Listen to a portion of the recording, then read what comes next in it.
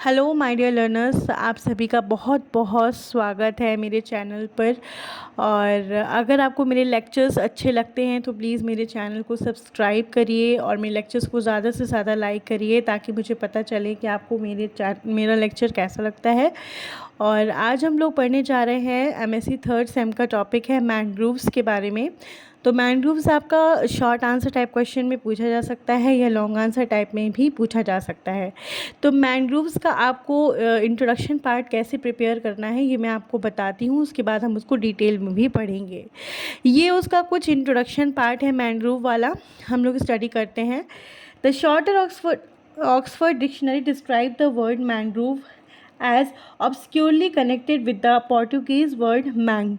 Means जो Oxford dictionary है उसमें मैनग्रोव वर्ड को कैसे डिस्क्राइब किया गया है ये बताया जा रहा है कि मैनग्रोव वर्ड पोर्टुगीज़ वर्ड है जिसको हम कहते हैं मैंग्यू, उससे आया है।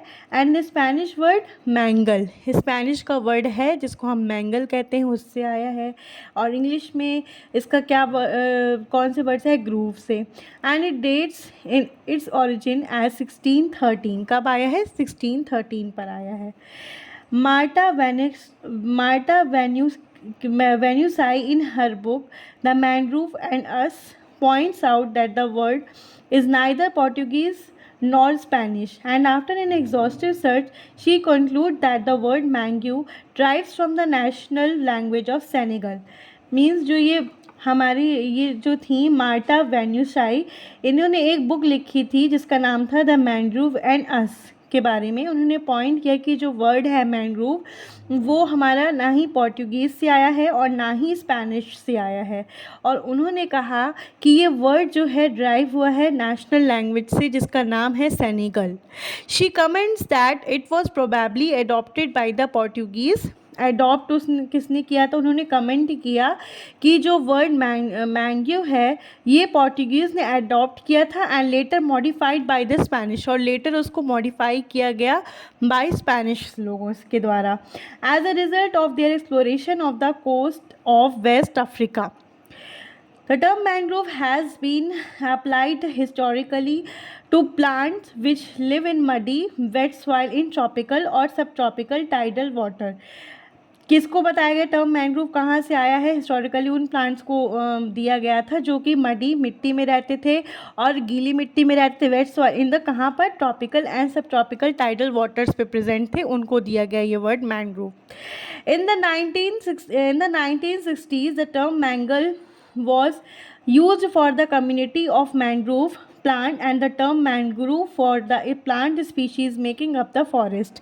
मैंग्रोव स्पीशीज़ के लिए इनको इस वर्ड को यूज़ किया गया, मंगल वर्ड यूज़ किया गया पहले, ठीक है।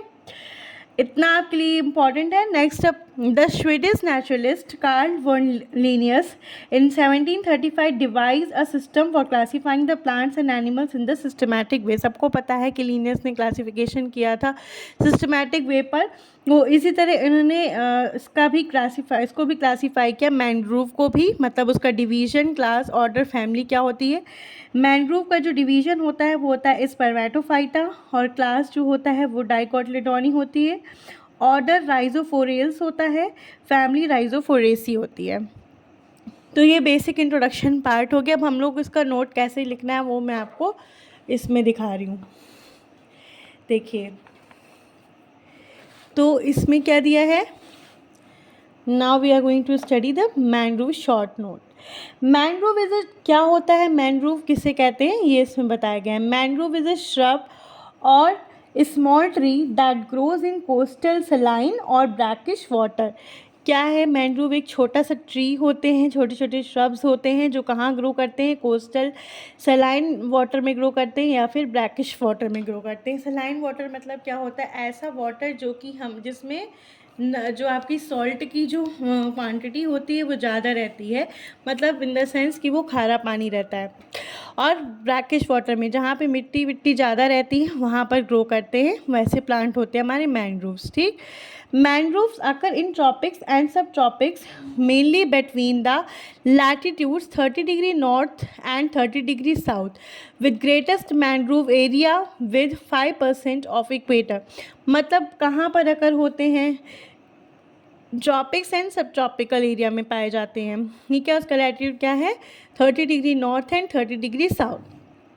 थर्ड पॉइंट है, mangrove are salt tolerant tree also called halophytes and are adapted to live in harsh condition. Means जो मैंग्रोव होते हैं वो सॉल्ट टॉलरेंट होते हैं और इनको इसलिए क्या कहा जाता है, हेलोफाइट्स भी कहा जाता है। और ये हार्श कंडीशन में भी अपने आप को टॉलरेट करके रह सकता है, हार्श कंडीशन को भी टॉलरेट कर सकते हैं। They contain a complex salt filtration system and complex root system to cope with the salt water immersion and wave action. They are adapted to lower oxygen condition. Means ये क्या इनमें ऐसा system present होता है जो कि हमारे जब हमारा सॉल्ट वाटर रहता है उसमें अच्छी तरीके से अडेप्ट हो जाते हैं, और क्या है कि अगर लो ऑक्सीजन कंडीशन भी है तो भी अच्छे से अपने आप को अडेप्ट कर लेते हैं। नेक्स्ट है, total area under mangroves in India 6,750 square kilometre. Mangroves में कितना एरिया है इंडिया के अंडर में, 6,750 square kilometre, which is about 7% of world's mangrove, जिसमें जो कि कितना है 7% ऑफ पूरे वर्ल्ड का mangrove. Among these the Sundarbans of the West Bengal has largest area under mangroves. इनमें से जो है वो सुंदरबन जो है वेस्ट बंगाल का लार्जेस्ट एरिया है मैंग्रोव्स का, 4,200 square kilometer. The next being Andaman and Nicobar island 1,190 square kilometer, together accounting for 80% of total mangroves in the country. इन सबको मिलाकर ये टोटल कितने परसेंट कंट्रीब्यूट करते हैं, 80% कंट्रीब्यूट करते हैं, ठीक है। तो ये आपका इंट्रोडक्शन पार्ट हो गया। अब इंडिया में कहाँ कहाँ मैंग्रोव्स पाए जाते हैं, वेस्ट बंगाल में, गुजरात में, अंडमान निकोबार आइलैंड, आंध्र प्रदेश, उड़ीसा, महाराष्ट्र, तमिलनाडु, गोवा, केरला, कर्नाटका पे। कैरेक्टरिस्टिक्स क्या है, have blind root called pneumatophore. इनमें रूट्स जो होती हैं उसका नाम क्या होता है, निमेटोफोर निमेटोफोर नाम होता है। These roots help trees to respire in anaerobic soil viviparity mode of, मतलब इनका रिप्रोडक्शन मोड क्या रहता है, विविपैरिटी रहता है। और साथ में जो ये रूट्स होती हैं, इसमें जो रूट पाई जाती हैं वो हमारी होती है निमेटोफोर रूट्स होती हैं, ठीक है। Next, major mangroves in India में कौन कौन से मैंग्रोव्स प्रेजेंट हैं, Sundarban groves, Mahanadi groves, Krishna Godavari mangroves of Gujarat, Ratnagiri mangroves and Goa mangroves. ये मैंग्रोव जो हैं वो हमारे इंडिया में पाए जाते हैं। और भी है कावेरी कावेरी डेल्टिक मैंग्रोव्स पाए जाते हैं, कृष्णा गोदावरी मैंग्रोव्स हो गए, अंडमान एंड निकोबार मैंग्रोव्स हो गए। जो Sundarban West Bengal and Pichavaram Tamil Nadu is the famous mangrove in India. ये दोनों हमारे फेमस मैंग्रोव है इंडिया के। The mangroves are the Sundarban and Andaman and Nicobar island consist of 80% of Indian mangrove. Asia has the largest number of mangroves world wide. Asia में largest number of mangroves पाए जाते हैं। South Asia comprises 6.8% of the world mangrove cover. South Asia में कितना percent है, 6.8% है। India contribution is 45.8% total mangrove cover in south Asia. India कितना percent south Asia में कितना कवर करता है, 45.8%।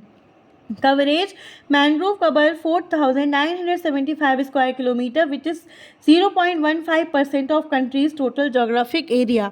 ये इसका कवरेज दिया हुआ है, कहाँ कहाँ पर मैंग्रोव प्रेजेंट होते हैं। West Bengal has highest percent of area under the total mangrove cover, followed by Gujarat and Andhra Pradesh, Andaman and Nicobar island. West Bengal में हाईएस्ट परसेंटेज एरिया पाया जाता है मैंग्रोव का। लार्जेस्ट मैंग्रोव फॉरेस्ट क्या है, Sundarban in the West Bengal and the largest mangrove forest region in the world. ये हमारा largest mangrove है पूरे वर्ल्ड में। और forest is the home to the royal Bengal tiger, Gangetic dolphin and eastern crocodile. यहाँ पे क्या क्या पाया जाता है, यहाँ पे किसके किसके घर पाए जाते हैं, रॉयल बंगाल टाइगर के, गैंगटिक डॉल्फिन के, ईस्टर्न क्रोकोडाइल के भी पाए जाते हैं, ठीक है। अब भीतरकनिका मैंग्रोव के बारे में कुछ पॉइंट दिए हैं। ये क्या है, हमारा सेकेंड लार्जेस्ट मैंग्रोव फॉरेस्ट है पूरी इंडिया का। It is created by the 2 river deltas of river Brahmani and Baitarani. यहाँ पे कौन से 2 रिवर डेल्टा प्रेजेंट होते हैं, एक होता है ब्राह्मणी, एक होता है Baitarani. It is one of the most significant Ramsar wetland of in India. ये most significant Ramsar wetland India का है। नेक्स्ट है गोदावरी कृष्णा मैंग्रोव, आंध्र प्रदेश का है। Extend from Odisha to Tamil Nadu, ये ओडिशा से तमिलनाडु तक एक्सटेंड करता है आपका। नेक्स्ट दिया है the deltas of the Ganges Mahanadi Krishna and Godavari and Kaveri river contain mangrove forest. इनमें मैंग्रोव फॉरेस्ट प्रेजेंट होते हैं। The back water in Kerala have high density of mangrove forest. क्या कहते हैं, the back water in Kerala में यहाँ पे मैंग्रोव फॉरेस्ट सबसे ज़्यादा पाए जाते हैं, इनकी डेंसिटी ज़्यादा है। नेक्स्ट है Pichavaram in Tamil Nadu has the vast expanse of water coverage with the mangrove forest. It is the home of many aquatic bird species. Pichavaram जो है वो बहुत ज़्यादा एक्वेटिक बर्ड स्पीशीज़ का होम माना जाता है। West Bengal has 42.45% of India's mangrove cover, followed by Gujarat 23.66% of Andaman and Nicobar island 12.39%। और कुछ इंपॉर्टेंट मैंग्रोव्स दिए हैं इंडिया के, कौन कौन से हैं, जैसे सुंदरबन, भीतरकनिका, महानदी, सुवर्णरेखा एंड देवीकौड़ा, धमरा रिसोर्स सेंटर चिल्का, ये कहाँ पे है, उड़ीसा में प्रेजेंट है। ये वाला हमारा सुंदरबन वेस्ट बंगाल में है, भीतरकनिका से यहाँ तक आपका उड़ीसा में है। नेक्स्ट आता है जैसे कि कोरिंगा, ईस्ट गोदावरी, कृष्णा, ये हमारा आंध्र प्रदेश में प्रेजेंट है। और north Andaman and Nicobar island में है पिछरावम और मुथुपेट, रमनद, पुलिकट, कांजुनवेली हमारे तमिलनाडु में प्रेजेंट है। और ये क्या है, वेमनद, कन्नौज, नॉर्थ केरला, ये केरला में प्रेजेंट है। नेक्स्ट है कुंदापुर, दक्षिण कनाडा, हनावर, कारवार, मैंगलोर फॉरेस्ट, ये कर्नाटका पे है। गोवा वाला गोवा पे है। अक्षरा रत्नगिरी, देवघर, विजयदुर्ग, वेलदुर्ग, कुंदालिका, रेवनदा, मुम्बरा दीवा, विक्रोली, श्रीवंधाम, वैतराना, वशराई मनोरी, मालवन, ये हमारे महाराष्ट्र में है। Gulf of Kutch, gulf of Khambhat, Dumas, ओब्रत, ये हमारे गुजरात में है। तो ये इतने सारे हमारे मैंग्रोव्स हैं जो हम इसको लर्न कर सकते हैं या रिमेंबर कर सकते हैं, हमारे जनरल नॉलेज के लिए बहुत इंपॉर्टेंट है। लेकिन आप 4 मार्क्स क्वेश्चन पे कुछ इसके एग्जाम्पल्स करके आप लिख सकते हो। ये जो मैंने यहाँ मैंग्रोव साइट्स बताए हैं इंडिया में, अगर आपको ऑल टोटल लर्न नहीं होता, ठीक है, वैसे आपको जनरली ये सारी चीज़ें लर्न रहनी चाहिए। तो ये था आज का मेरा मैंग्रोव्स का लेक्चर और आज मैं यहीं पे ओवर करती हूँ। और ये पूरा एक नोट था आपका मैंग्रोव से रिलेटेड, हाँ, आपको जो एग्ज़ाम में पूछा जा सकता है, बहुत ही इंपॉर्टेंट है मैंग्रोव्स आपका। तो आप लोग इसे अच्छे से प्रिपेयर कर लीजिएगा और आपको अगर कोई भी डाउट होता है तो प्लीज़ आप पूछ सकते हैं कमेंट सेक्शन में, मैं बिल्कुल उसका आंसर दूँगी। और thank you so much for watching my video. और अगर आपको मेरा लेक्चर पसंद आता है तो प्लीज़ लाइक करें, ज़्यादा से ज़्यादा शेयर करें और मेरे चैनल को सब्सक्राइब करें। Thank you so much.